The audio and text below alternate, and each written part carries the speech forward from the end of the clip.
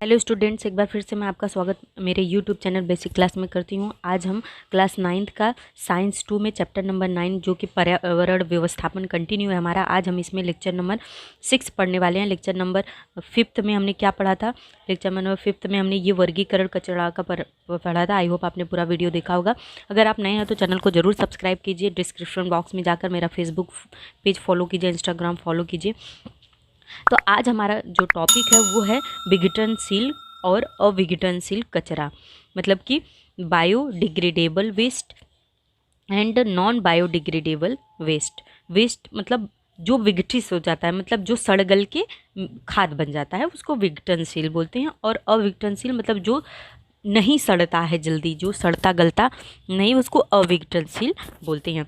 तो देखिए, इस प्रकार के कचरे का विघटन सूक्ष्म जीवों द्वारा आसानी से होता है।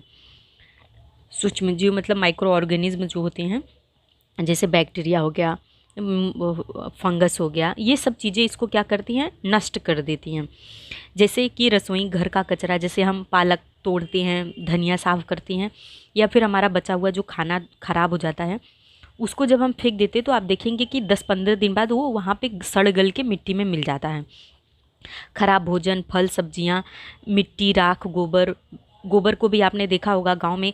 गोबर के ढेर को कुछ 2-4 महीने बाद क्या करते हैं, वो जब सड़ जाता है तो उसको खेत के मिट्टी में मिला देते हैं, और वो खाद का भी काम करता है और मिट्टी के लिए उपयोगी भी होता है। मिट्टी को उर्वरा को बढ़ाता है। और वृक्षों के भाग, जैसे वृक्षों की टहनियाँ हैं, पत्ते हैं, ये सब भी सड़ के क्या होती है, कुछ समय बाद खाद बन जाती हैं हमारे लिए, जो कि जिसका उपयोग ही होता है। तो ये क्या होती हैं, जो सड़ जाती हैं, खराब हमारी वो, ये सब ये कचरा मुख्यतः कार्बनिक रूप में होता है, जिसे हम गीला ठोस कचरा कहते हैं। मतलब जो विघटनशील कचरा होता है उसे गीला ठोस कचरा कह सकते हैं। ये बात याद रखिएगा, इंपॉर्टेंट है। इसका सुयोग्य विघटन करने पर हमें उत्तम प्रकार की खाद व ईंधन मिलता है। जैसे गोबर से उपले बनाकर ईंधन के रूप में उपयोग किया जा सकता है, गोबर का अच्छा खाद बनता है। तो उत्तम प्रकार मतलब सबसे बेस्ट टाइप का जो खाद होता है और ईंधन भी हमें प्राप्त होता है। अनेक शहरों में इस प्रकार के जैव ईंधन निर्मित प्रकल्प शुरू किए गए, मतलब कि शहरों में भी अब इसका प्लांट लगाया जाता है और ईंधन के लिए इसको तैयार किया जाता है। जैसे आपने गोबर गैस सुना होगा, गांव में गोबर गैस किसी किसी के घरों पर देखा होगा, तो उसमें बहुत सारे गोबर डालते हैं तो गैस जब क्या होती है, डिकम्पोज होती है तो गैस बनाती है और उसका ईंधन के रूप में इस्तेमाल किया जाता है। तो मतलब मेरा ओवरऑल कहने का मतलब ये है कि वो सारे कचरे जो कुछ समय बाद सूक्ष्म जीवों द्वारा विघटित हो जाते हैं वो विघटनशील कचरा कहलाते हैं, और ये कार्बनिक पदार्थ के रूप में होते हैं। इन्हें गीला ठोस कचरा कहते हैं, और ये हमारे लिए उत्तम खाद और ईंधन प्रदान करते हैं। ये 3-4 पॉइंट बहुत इंपॉर्टेंट है। अब हम आते हैं अगले पॉइंट पर।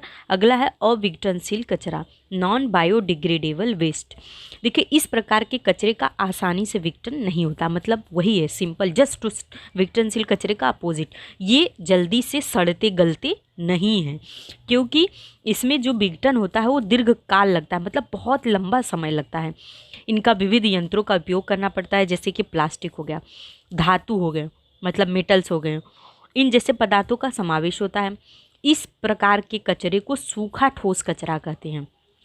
देखिए, जो विघटनशील होता है वो गीला ठोस कचरा होता है, जो अविघटनशील होता है वो सूखा ठोस कचरा होता है। ये इंपॉर्टेंट है, याद रख लीजिए। अब यहाँ पर हम देखेंगे जो दिया हुआ है, पहला प्रश्न दिया है, इसको देखिए समझते हैं। यहाँ पे दिया है कि अविघटनशील ठोस कचरे का पुनर्चक्रीकरण क्यों आवश्यक है, मतलब रिसाइकल। जो नहीं विघटित होते, जैसे थैलियाँ हो गई, प्लास्टिक हो गए, प्लास्टिक के डिब्बे वगैरह, ये सब चीज़ें जो हैं जो जल्दी सड़ती गलती नहीं है, उनका पुनः चक्रीकरण क्यों आवश्यक है। तो यहाँ पे देखिए कि कई मूल तत्व होते हैं, कचरे के कई मूल तत्व होते हैं, यौगिक प्रकृति के जो होता है अपने आप वापस नहीं जा पाते हैं।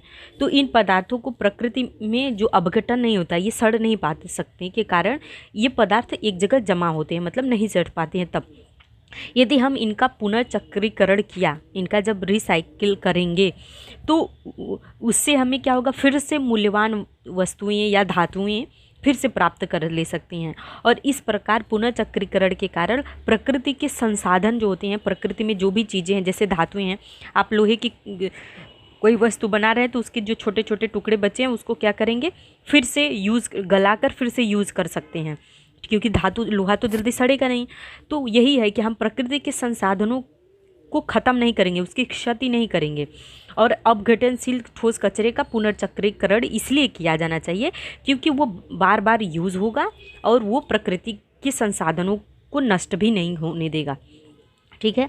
अब दूसरा पॉइंट है कि सूखे कचरे में किन किन पदार्थों का समावेश होता है। अभी बताएं कि सूखे कचरे में घरेलू स्रोत से निर्मित होने वाले कचरे में सूखा कचरा दो प्रकार का हो गया, एक गीला सूखा कचरा, एक ठोस सूखा कचरा। तो जो ठोस गीला सूखा कचरा होता है, पहले देखिए सूखे कचरे में,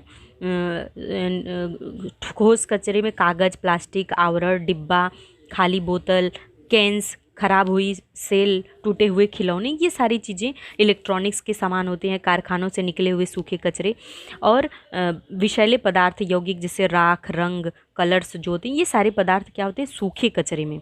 देखिए यहाँ पे सूखा कचरा जो अविघटनशील होता है उन्हीं चीज़ों का समावेश होता है जो जल्दी गलते सड़ते नहीं हैं।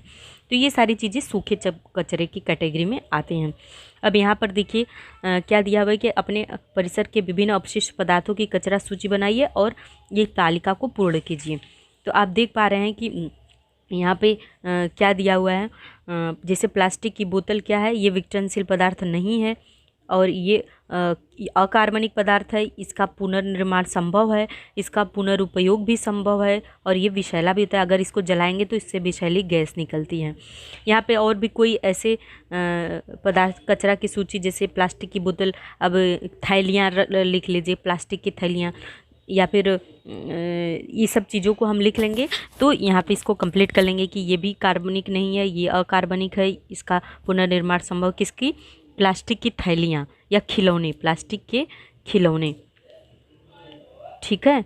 और इसके बाद इसका पुनरुपयोग भी संभव है और ये भी विषैला होता है। तो इस तरीके से हम कर सकते हैं। देखिए यहाँ पर आजकल सभी जगह मोबाइल फ़ोन, इलेक्ट्रॉनिक की चीज़ें बहुत ज़्यादा यूज़ होती हैं। आप लोग भी मोबाइल यूज़ करते हैं, उसमें पढ़ाई करते हैं।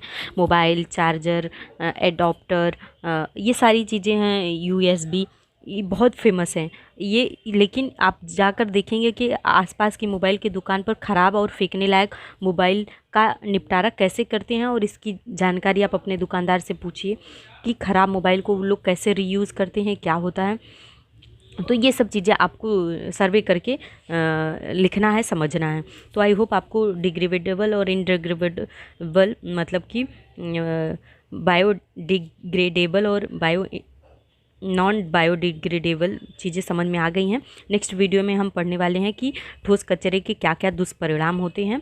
तो पूरा वीडियो देखने के लिए धन्यवाद। मुझे लाइक, शेयर, सब्सक्राइब ज़रूर कीजिए। मिलते हैं नेक्स्ट वीडियो में। आपका दिन शुभ हो।